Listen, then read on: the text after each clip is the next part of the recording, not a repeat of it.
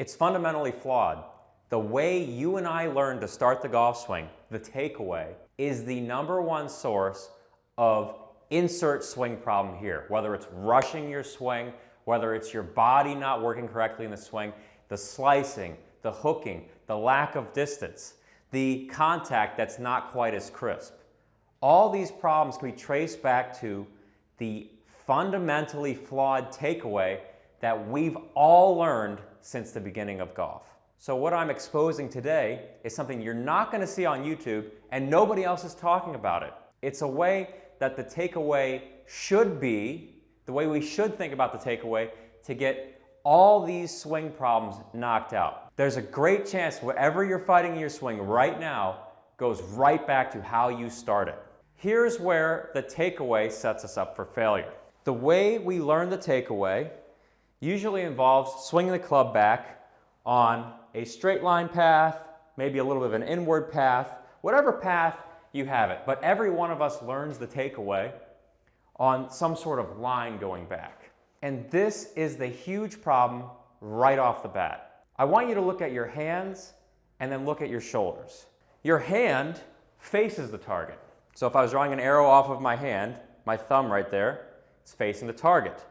Your shoulders face perpendicular, so they're opposite that. My shoulders are facing you. My hand is facing the target.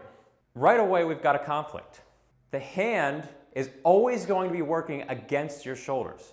The shoulders want to move on this type of line. And I can show you this when I tilt over. Watch the shoulders. The hand, however, being here, moves like this.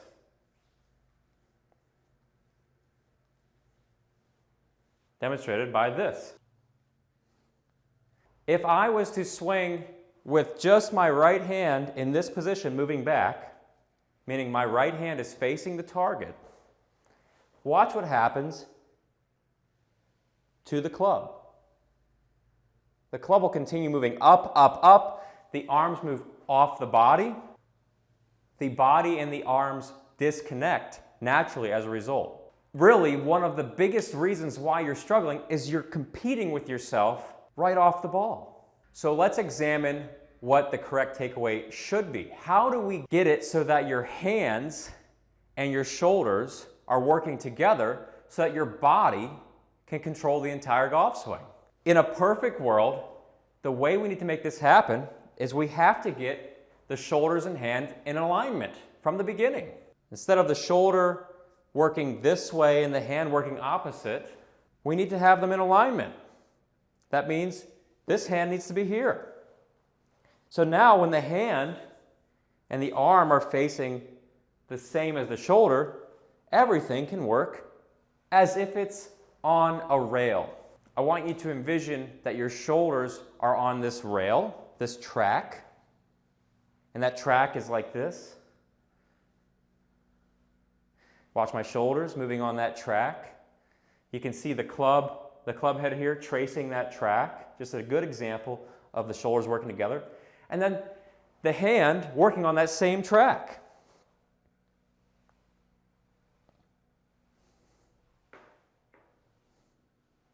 Versus a competition, it's not working together. I can automatically feel the hand going away. Getting them on the same track allows everything from the club, through the hands, through the arms, to the shoulders, and the body to work seamlessly together.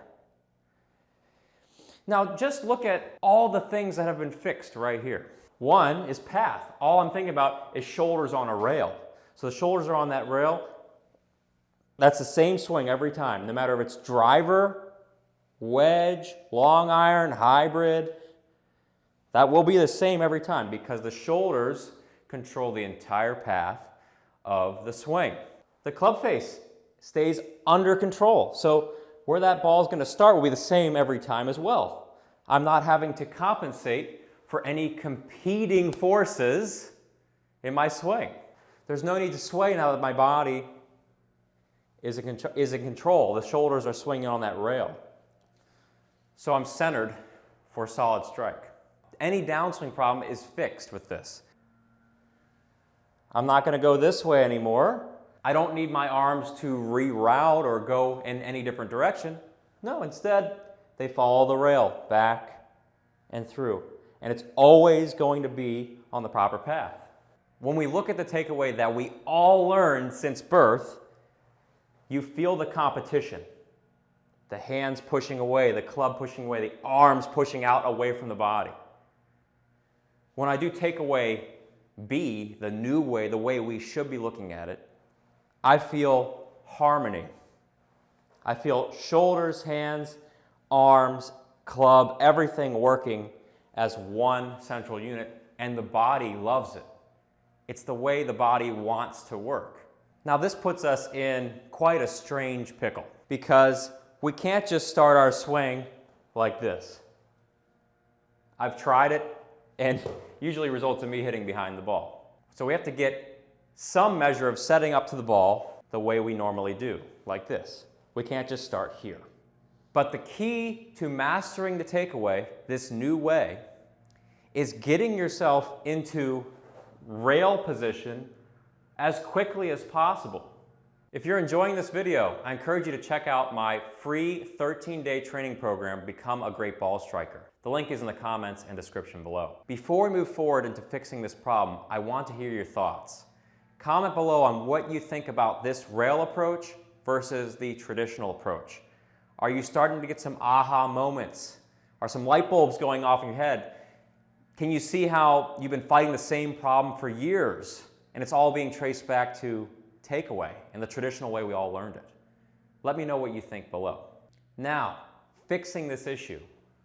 What you'll often see with pro golfers is that they get into rail position later in their swing.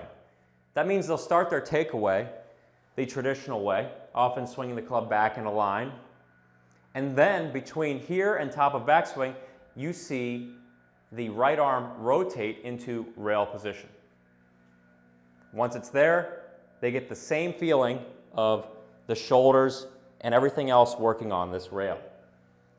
You need to get to this position at some point. You can't hit the golf ball any other way. You can't hit it with the arm out and then trying to reroute it. You need to get railed here at some point in your swing. The preferred way to do it is the way that requires the least amount of hand-eye coordination, the least amount of coordination and work.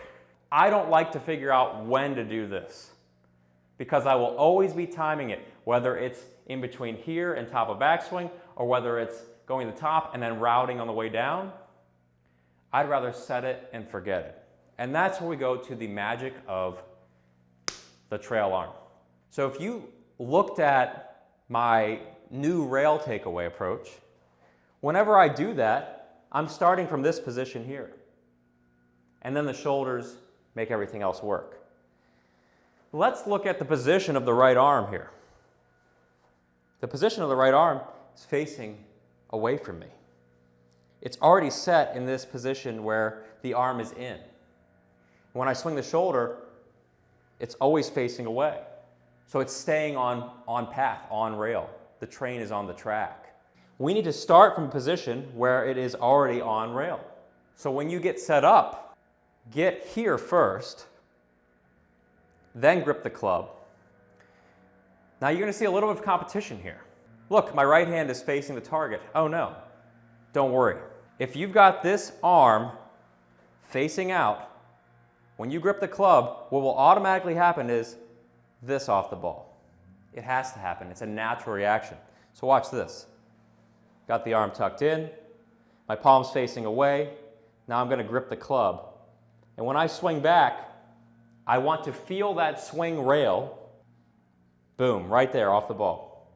Some of you might be saying, Tom, are you rolling your hands and take away? You're sucking the club inside. No, I'm not doing any of those things. Nothing has happened with the hands. I haven't rotated anything. I've started from this position. I start from here, and as I swing my rail feeling of the shoulders, so the shoulders are feeling this rail right here, everything else responds. That is a natural move off the ball. Nothing else is going on. I'm setting it in rail position from square 0. Set the rail, swing your shoulders on that rail, and open up an entire world of consistent, powerful golf.